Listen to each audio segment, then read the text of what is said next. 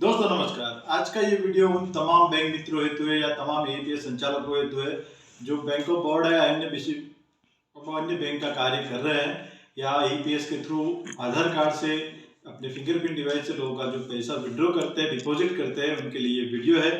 दूसरा कि जो नए बीसी बैंक ऑफ बड़ौदा से जुड़ते हैं उनके लिए भी कुछ महत्वपूर्ण बातें हैं जो उनको ध्यान में रखनी है। तो आज हम बात करेंगे जो एनपीसीआई की गाइडलाइन और बैंक द्वारा जो हमें इंस्ट्रक्शन दिया गया है, कॉर्पोरेट बीसी द्वारा बार बार बताया गया है, फिर भी कोई ना कोई कारण से हमसे गलती हो जाती है जिससे हमें काफ़ी भारी नुकसान हो सकता है। एक दिन तक हमारा 24 घंटे तक हमारा कोड बंद करने की भी बात हुई है, तो आज उसके बारे में भी बात करेंगे। और जो नए बीसी जुड़ते हैं उनके लिए कुछ महत्वपूर्ण सूचनाएं भी है।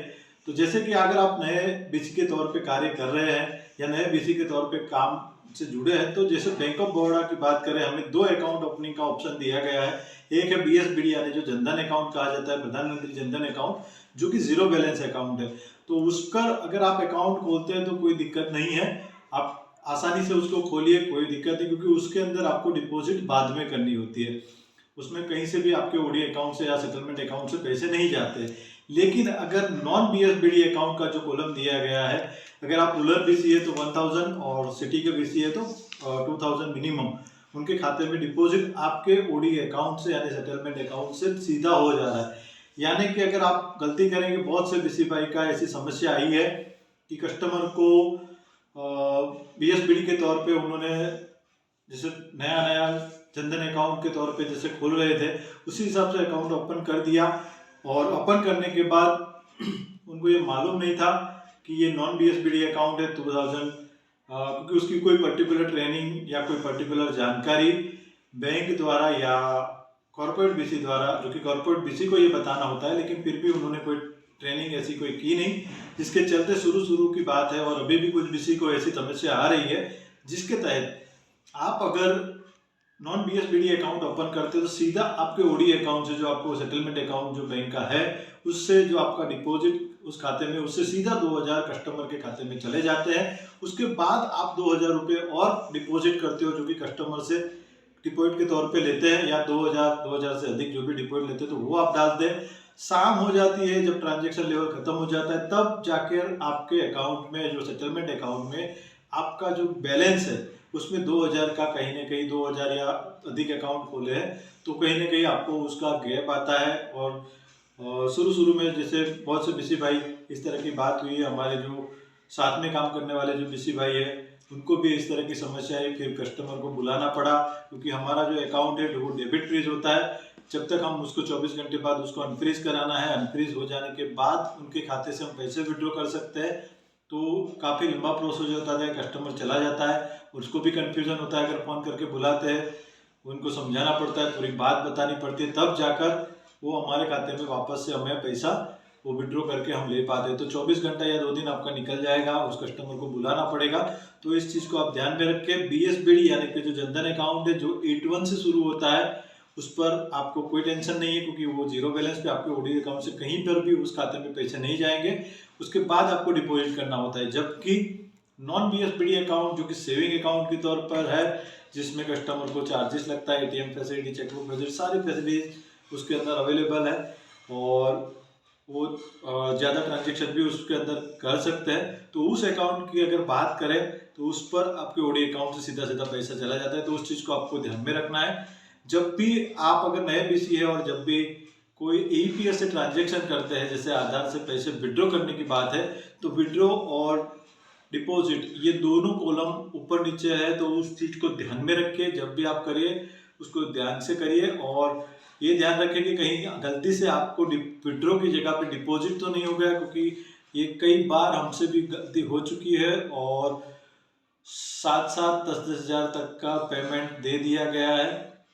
शाम को जब पूरा दिन निकल जाने के बाद जब उसको बैलेंस को टैली करते हैं तो 20,000 का, 14,000 का, इस तरह की गैप हमारे जो ओडी अकाउंट में जो हमारा बैलेंस होता है उसके अंदर आई।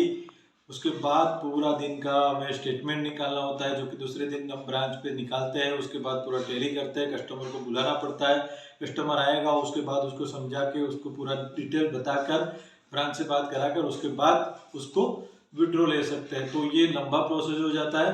तो इस चीज़ को आपको ध्यान में रखना है। विड्रॉ और डिपॉजिट ये दोनों कॉलम ऊपर नीचे है, तो जब भी आप करो उसको ध्यान से करिए। जब भी पेमेंट हो जाता है उसके बाद भी आपको खास तौर पे ये चीज़ ध्यान में रखनी है कि जो भी आपने डिपॉजिट या विड्रॉ किया वो सही रिसिप्ट से जनरल नंबर जो होता है वहाँ पे विड्रॉ या डिपॉजिट क्या लिख कर आ रहा है उसको भी आपको ध्यान में रखना है। इस चीज़ को आपको ध्यान में रखना है, तो ये चीज़ आपको ध्यान में रखनी है। दूसरा, अगर आप रुपए पिन पेड कार्ड से पिन पेड से अगर किसी का पेमेंट विड्रॉ करते हैं, जैसे एटीएम कार्ड से किसी का पेमेंट विड्रॉ करता है आपके पास है, तो उस चीज़ में भी ध्यान रखें, क्योंकि उसमें बार बार जब ट्रांजैक्शन फेल हो जाता है तब होता ये है कि कस्टमर के खाते से हमारे अकाउंट में डिपॉजिट हो जाता है। हमें ये लगता है कि ये जो डिपॉजिट है वो फेल हो चुका है, लेकिन हमारे खाते में कभी कभी वो पैसे आ जाते हैं। मशीन में भी इसी तरह से होता है, तो उस तरह से हमें ध्यान में रखना है। हो सके तो हमें 3 बार मिनी स्टेटमेंट चेक करने की जो फैसिलिटी हमारे पोर्टल के अंदर दी है उस चीज़ को आप यूज़ कर सकते हैं। फिंगर रख के आप अपना मिनी स्टेटमेंट देख लीजिए, कहीं उनका पैसा आ गया है तो उनको रिपोर्ट करें, क्योंकि 2 बार ऐसी चीज़ हो चुकी है कि रुपए पिन पेड से जैसे ही विड्रॉ करने गए उस टाइम पे सर्वर चला गया। सर्वर जाने के बाद हमें ये लगा कि कस्टमर का विड्रॉ नहीं हुआ है, कस्टमर चला जाता है। फिर वापस दूसरे दिन वो जब उसकी एंट्री लेकर आता है या हमारे अकाउंट में हमको पैसा ज़्यादा दिखाई देता है, तब जाके उनको वापस से बुला के उनको पेमेंट करना पड़ता है। दूसरे दिन वो खुद आएंगे तो पता चलता है। तो इस तरह से भी आपको ध्यान में रखना है। सर्वर जब भी जाता है तब ये जो फैसिलिटी अभी जो बैंक द्वारा शुरू की गई, शुरू में ये फैसिलिटी नहीं थी, हम हमारा स्टेटमेंट नहीं चेक कर पाते थे, तो इस चीज़ को आपको ध्यान में रखना है। फिंगरप्रिंट रख के हम 3 बार चेक कर सकते हैं, तो ये मिनी स्टेटमेंट भी आप चेक कर सकते हैं। सबसे पहले तो आप हमारे डीएसए चैनल पे नए हैं, अभी तक आपको हमारे वीडियो अच्छा लगा हो तो इसको लाइक करिए, शेयर करिए, अन्य बीसी ग्रुप में डालिए। और अभी तक आपने हमारे चैनल को सब्सक्राइब नहीं किया तो सब्सक्राइब कर बेल आइकन पे क्लिक अवश्य कर ले, ताकि BC related, bank of Baroda related या अन्य बीसी भाइयों के रिलेटेड जो भी मैं वीडियो बनाऊँ आप तक सबसे पहले पहुंचे। तो ये कुछ महत्वपूर्ण जो बातें हैं वो आपको ध्यान में रखनी है। जब भी आप आधार कार्ड से पेमेंट विड्रॉ करते हैं तब पर भी आपको बहुत ही ध्यान रखनी है। क्या हो सकता है, आधार कार्ड और पासबुक अवश्य लेना रखिए, क्योंकि आधार और पान में पासबुक में जो नाम है, कहीं कहीं अगर कोई कस्टमर नहीं भी लाता है, अगर आप पेमेंट करते हो तो उस चीज़ को ध्यान में रखें कि जब पेमेंट हो जाए तो आधार में जो नाम है और जो ऊपर स्क्रीन के ऊपर नाम लिखा हुआ आता है उस चीज़ को आपको अवश्य टैली करना है। 1 या 2 बार इस तरह की घटना घटी है कि कस्टमर के अकाउंट से जब हम पेमेंट विड्रॉ किए थे, कस्टमर का नाम मान लीजिए कि उदाहरण के तौर पर मेरा नाम है संजय वर्मा, मैंने अपना आधार कार्ड दिया, फिंगर रखा, लेकिन पेमेंट विड्रॉ हुआ है मोहित परमार। तो इस तरह की भी घटनाएं हो चुकी है। ये जो है आधार नंबर किस तरह से हो जाता है, तो इस तरह से भी आपको ध्यान में रखनी है। एक बार ये घटना हो चुकी है, तुरंत प्रभाव से ब्रांच पर बात करके उसको वापस से उनके खाते में क्रेडिट कराना पड़ा था। तो ये छोटी छोटी चीज़ें हैं जो टेक्निकली हम जब प्रैक्टिकली काम करते हैं फील्ड में तब ऐसी चीज़ें हमें पता चलती है जब हम काम करते हैं। तो ये चीज़ आपको ध्यान में रखनी है और ये ध्यान में रखकर ही आपको ये सब काम करना है। दूसरा कि जैसे महत्वपूर्ण बात आज की ये है कि जो एनपीसीआई और बैंक द्वारा और जो हमारे कॉर्पोरेट बीसी द्वारा हमें बार बार आगाह किया जा रहा था, बार बार बताया जा रहा था कि आपको 2 बार से अधिक अपना फिंगरप्रिंट या कस्टमर का फिंगरप्रिंट फेल होता है तो तीसरी बार नहीं लेना है। लेकिन बार बार पिछले कुछ दिनों से सर्वर चले जाने के बावजूद भी हम बार बार फिंगर रखते हैं, यहाँ तक कि बीसी फिंगर यानी जो हमारा फिंगर है वो भी बार बार नहीं आता है किसी कारणवश, तो बार बार उसको रखना पड़ता है। जिसके चलते आज मेरा कोड है वो 24 घंटे के लिए रिव्यू में चला गया है, यानी कि 24 घंटे बाद वो एक्टिव होगा, उसको रिव्यू किया जाएगा।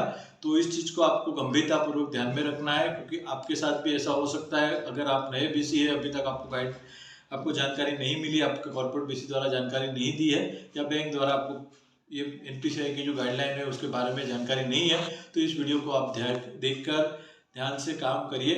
2 बार से अधिक अगर आपका या कस्टमर का फिंगर फेल हो जाता है तो तीसरी बार मत लीजिए। इस चीज़ को आपको ध्यान में रखना है। कस्टमर को बोल दीजिए भाई 24 घंटे बाद अब कल आइएगा, कल हम ट्रांजेक्शन करेंगे, या तो 2 घंटे बाद वापस ट्रांजेक्शन करने का ट्राई करिए। मैं तो कहता हूँ कि उस दिन उसका ट्रांजेक्शन ही मत करिए, क्योंकि 2 रुपये 5 रुपये या 10 रुपये के कमीशन के चक्कर में हमारा 24 घंटा, यानी कि इस महीने में इतनी सारी छुट्टी है तो उस छुट्टियों को भी अगर आप देखेंगे तो महीना बहुत ही 10 दिन की छुट्टी है, 20 दिन का काम करना है।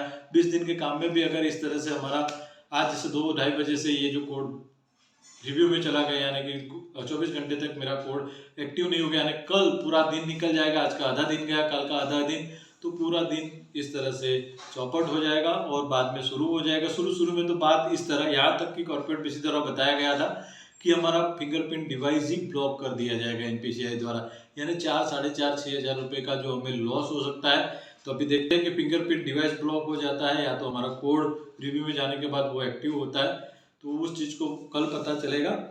तो इसीलिए ये महत्वपूर्ण वीडियो है और जो कुछ हमें प्रैक्टिकली जो काम करने से जिस तरह से ये समस्याएं आती है, तो इसके रिलेटेड ये वीडियो है। दूसरी खुशखबरी की बात है, कल सारे बीसी भाइयों का कमीशन क्रेडिट हो चुका है। तो बहुत से बीसी भाई का बार बार कमेंट यही था कि कमीशन कब आएगा, कमीशन कब आएगा।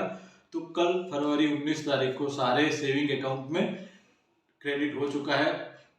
अभी तक जो कमीशन आता था वो है ओडी अकाउंट में आता था कुछ कॉर्पोरेट बीसी द्वारा, लेकिन कुछ कंपनियों द्वारा सेविंग अकाउंट में ही आ रहा था, तो उनको कोई दिक्कत नहीं थी। लेकिन फरवरी से पूरा जो सिस्टम है वो बैंक द्वारा चेंज कर दिया गया है और सारा का सारा कमीशन आपके इंडिविजुअल सेविंग अकाउंट में आएगा, जिसका स्क्रीन के ऊपर हमें बार बार बताया जा रहा है। आज भी वो आ रहा था, मैंने डेली उस चीज़ को बताया जा रहा है। दूसरा कि उस खाते के अंदर आपका नॉमिनेशन होना अति आवश्यक है।